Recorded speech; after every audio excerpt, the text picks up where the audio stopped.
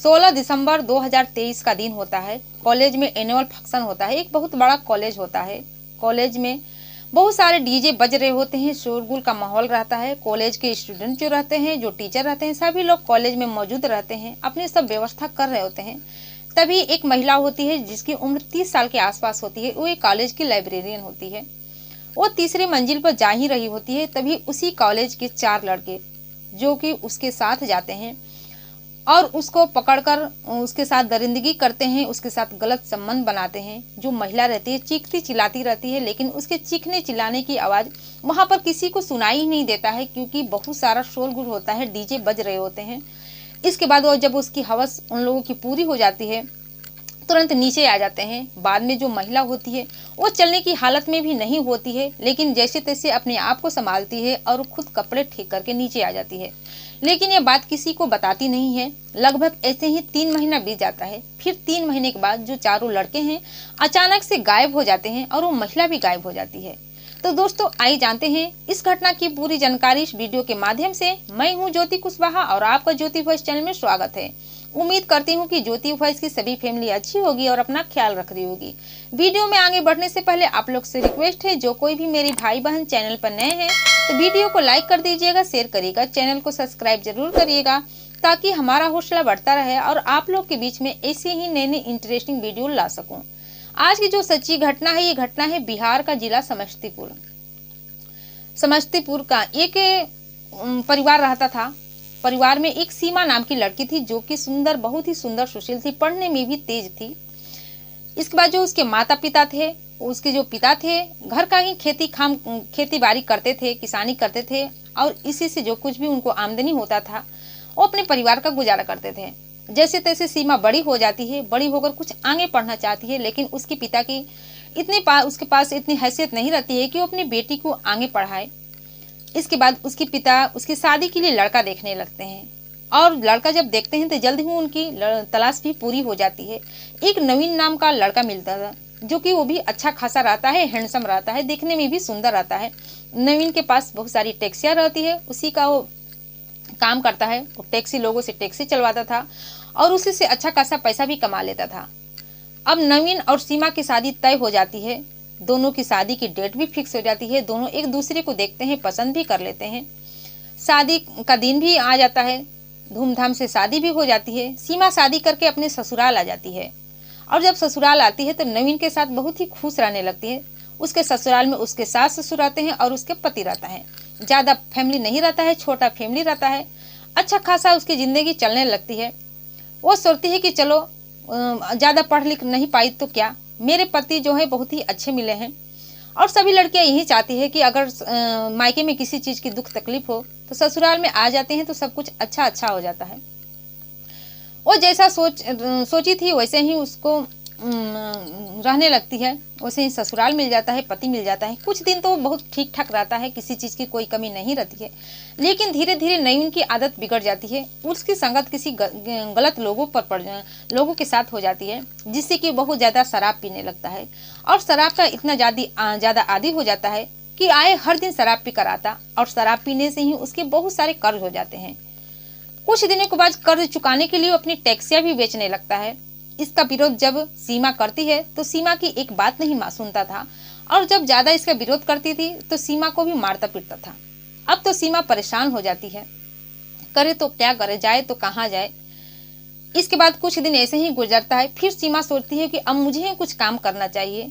इसके बाद एक दिन नईम को शराब पीने की तो आदत लग ही चुकी थी। एक दिन उसको लकवा मार जाता है और सीधा बेड पर रहने लगता है। नहीं चल पाता है, नहीं कुछ कर पाता है, और नहीं बैठ पाता है।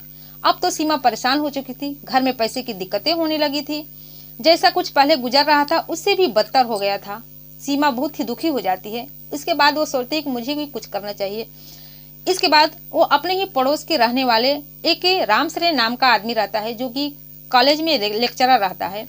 उसी से कहती है कि मुझे कुछ काम हो तो अपने कॉलेज में दिलवा दीजिए, अगर मुझे कुछ काम मिल जाएगा तो आपका बहुत ही मेहरबानी होगा। इस पर रामेश्वर कहते हैं कि ठीक है, मैं देखूंगा। इसके बाद वो अपने कॉलेज जाते हैं। लगभग 2-3 दिन के बाद वो सीमा से कहते हैं कि एक लाइब्रेरियन का जगह खाली है, अगर तुम करना चाहती हो तो कर लो। इस पर सीमा उनका धन्यवाद करती है और बताती है कि वो इतने तक पढ़ी है, इसके बाद कहती है कि आपका मैं बहुत बहुत शुक्र आभारी हूँ, क्योंकि आपने मुझे एक काम दिया है, क्योंकि आप तो मेरे घर की स्थिति देख ही रहे हैं। इसके बाद सीमा कॉलेज में जाने लगती है और अपना काम करने लगती है। काम भी बहुत ही ईमानदारी तरीके से करती थी, उसका व्यवहार भी बहुत अच्छा था। लोगों से मिलने जुलने लगती है, जो कॉलेज के छात्र होते हैं, जो टीचर होते हैं, सबसे अच्छा खासा बात भी करने लगती है, सबसे जान पहचान भी हो जाता है। लेकिन उसी कॉलेज में एक लड़का होता है जिसका नाम संजय होता है, और संजय के 3 और दोस्त रहते हैं, जो कि बहुत ही आवारा किस्म के लड़के रहते हैं, जो कि बहुत ही मनबड़ लड़के रहते हैं। वो किसी की बात को सुनते नहीं थे, जो भी उनका मन करता था कॉलेज में आवारागर्दी करते थे, लड़कियों को छेड़ते थे। क्योंकि संजय का जो पिता था उस एरिया का मंत्री होता है, और जो उसका पिता हमेशा उस कॉलेज के लिए डोनेशन देता था, पैसे देता था। जिसके बाद संजय उस कॉलेज में कुछ भी गड़बड़ करता था, कुछ भी किसी से मारपीट करता था, किसी को बुरा भला बोलता था, तो कोई भी शिकायत नहीं करता था। ये तो मंत्री का बेटा है, क्योंकि मंत्री कॉलेज के लिए ढेर सारा डोनेशन भी देता था। इसके बाद उसका मन बढ़ता ही चला जाता था। इसके बाद उसकी नज़र सीमा पर पड़ती है। जब सीमा पड़ती है तो उसको छेड़ने लगता है। आए हर दिन जब भी सीमा को देखता, उसे भद्दी भद्दी कमेंट करता। साथ में जो उसके दोस्त होते वो भी उसके कमेंट करते, लेकिन सीमा इस बात को इग्नोर कर देती थी, किसी से कुछ कहती नहीं थी। इसलिए उन लोगों का हौसला और भी बढ़ता जाता। एक दिन 16 दिसंबर का दिन रहता है, ठंड का मौसम रहता है। कॉलेज में एनुअल फंक्शन होता है, जोर शोर से तैयारियां चल रही होती है, डीजे सॉन्ग सब बज रहे होते हैं। कॉलेज के सभी स्टूडेंट जो रहते हैं, जो टीचर रहते हैं, मौजूद रहते हैं, सब तैयारी कर ही रहते हैं। तभी सीमा किसी काम के लिए उस कॉलेज की तीसरी मंजिले पर जाती है, और जब तीसरी मंजिले पर जाती है तो इस संजय और उनके 3 दोस्त उसके पीछे पीछे चले जाते हैं। पहले तो जो सीमा होती है लड़कियों को देखती है तो देखकर डर जाती है। इसके बाद कहती है कि तुम लोग मुझे छूना मत, अगर छूओगे तो मैं चिल्लाने की कोशिश करूंगी। इस पर चारों लड़के उसको दबोच लेते हैं और कहते हैं कि तुम चिल्लाओ, कितना चिल्लाना है, क्योंकि तुम्हारे चिल्लाने की आवाज़ यहाँ कोई सुनने वाला नहीं है, क्योंकि बहुत ज़्यादा आवाज़ में डीजे बज रहा होता है। इसके बाद वो जो चारों लड़के होते हैं सीमा के कपड़े हटाते हैं, उसके साथ हवानियत करते हैं, उसे बहुत ही उसका रेप करते हैं बुरी तरीके से। और जब रेप करने के बाद जब उनका संत हो जाते हैं तो कपड़े ठीक करते हैं। इसके बाद नीचे आ जाते हैं जहाँ फंक्शन हो रहा होता है। सीमा की हालत बहुत ही बद से बदतर हो जाती है, वो बदहवास हो जाती है। करे तो क्या करते, रोती चिढ़ती है, लेकिन चीखने चिल्लाने की आवाज़ कोई सुनता नहीं है, कोई उसको बचा नहीं पाता है। इसके बाद जैसे तैसे अपने कपड़े ठीक करती है और ठीक करने के बाद नीचे आ जाती है। नीचे आने के बाद कुछ किसी से कुछ बताती नहीं है, लेकिन दूसरे दिन उस कॉलेज की जो प्रिंसिपल रहती है उनसे ये बात बताती है। लेकिन उस प्रिंसिपल जी बात को सुनकर इग्नोर कर देते हैं, इस पर ज़्यादा ध्यान नहीं देते हैं। जैसे तैसे 1-1.5 महीने का समय बीत जाता है। फिर उसी कॉलेज में एक नए टीचर की नियुक्ति होती है, जिसका नाम राहुल होता है। जब टीचर आता है तो सीमा से उसकी मुलाकात होती है। सीमा की खूबसूरती देखकर वो फिदा हो जाता है, लेकिन अपने दिल की बात दिल में ही रखता है। वो जानता था कि सीमा की शादी हो चुकी है और उसे दोस्ती भी हो जाती है, और उसे ये भी पता होता है कि सीमा का जो पति है ठीक नहीं है, उसकी स्थिति खराब है। इसके बाद वो अपने दिल की बात सीमा से बताता नहीं है, और दोनों के बीच दोस्ती ही रहती है। कुछ भी बातचीत होता तो दोनों के बीच हो जाता था। ऐसे ही दिन बीत रहा था। सीमा अब अपने काम पर ध्यान देने लगी थी। घर आती तो सास ससुर की सेवा करती, पति की सेवा करती, स्कूल में जाती तो जो काम करना होता वो करती। लेकिन जो चारों लड़के थे अभी सीमा का पीछा नहीं छोड़े थे। एक दिन सीमा के घर भी आ जाते हैं, और सीमा के घर आकर सीमा के साथ फिर बलात्कार करते हैं। इसके बाद सीमा इस बार कहती है कि अब मैं पुलिस में कंप्लेन दर्ज करूंगी, तुम लोगों की शिकायतें करूंगी। इस पर लड़के भी कुछ मानते नहीं हैं और उसके साथ बहुत ही गंदा व्यवहार करते हैं। अब तो उनका हौसला और भी बढ़ता जाता है। ऐसे ही कुछ दिन बीत जाता है। फिर ये चारों लड़के सीमा के घर आते हैं, लेकिन सीमा उस दिन घर पे नहीं रहती है।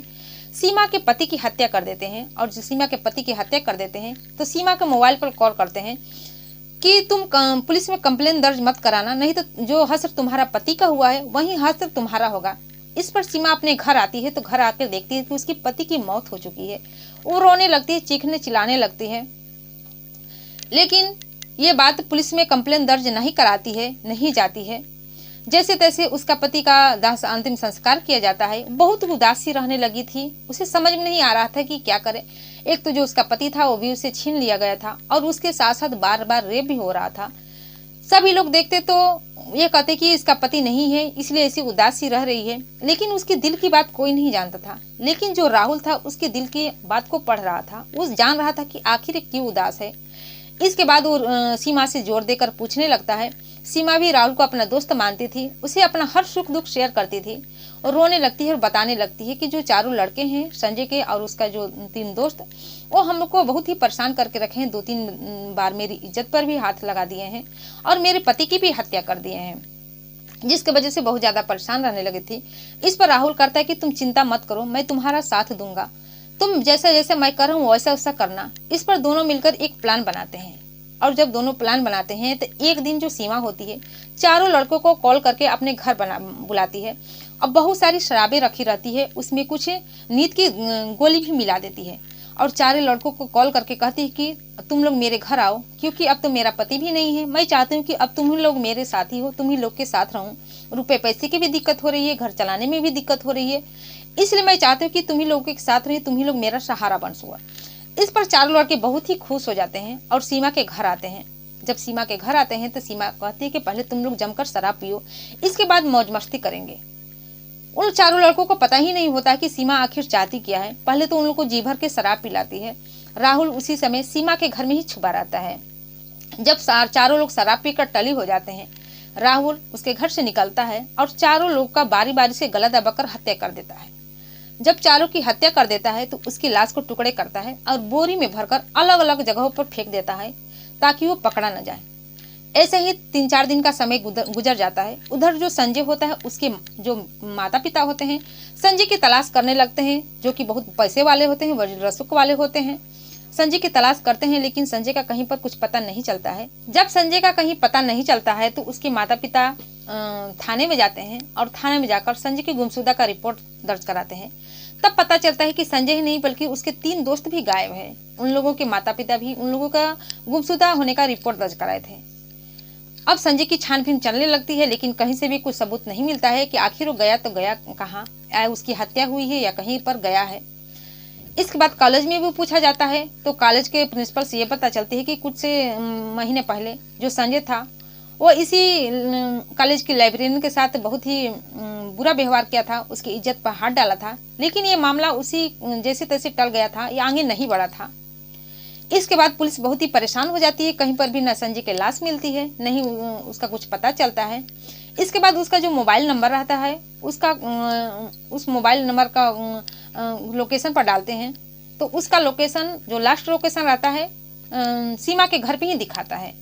जब सीमा के घर पर दिखाता है तो पुलिस वालों को शक होता है। वो सीमा के घर पे आते हैं और उससे पूछताछ करने लगते हैं। सीमा अपनी पूरी कहानी बता देती है, रोने लगती है और कहती कि कैसे ये लोग बार बार मेरी इज्जत के साथ खेलते रहे, मुझे प्रताड़ित करते रहे और साथ में मेरे पति की भी हत्या कर दी। लेकिन ये भी बताती है कि उसने उन लोगों को नहीं मारा है, इसमें उसका कोई हाथ नहीं है। तभी ये बात उसका जो साथी रहता है, दोस्त रहता है, राहुल को पता चल जाता है। राहुल तुरंत पुलिस के पास पहुंच जाता है और कहता है कि साहब इसमें सीमा की कोई गलती नहीं है, पूरी की पूरी तरह से निर्दोष है, उन लोगों की हत्या मैं नहीं की, बस इतना ही कहता है।